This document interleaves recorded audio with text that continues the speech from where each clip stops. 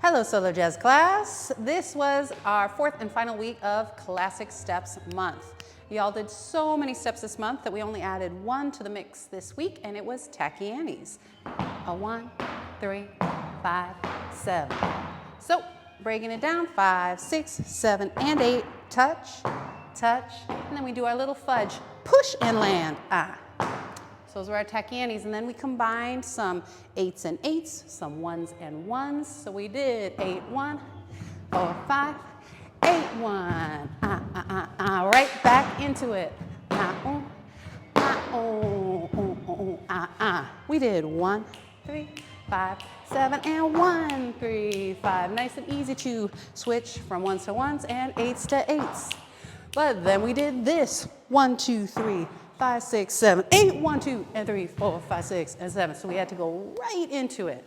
8, 1, 2, 3, 4, 5, 6, 7, 1, 3, 5, 7, 8, 1, 2, 3. So we just talked about when we're going into an 8 from a 1, you have no time. We're going in a 1 from an 8, you got a little time to pause and not freak out. So take your time and then go into the next thing. And that was my 10,000th step of the day. Thank you, everybody.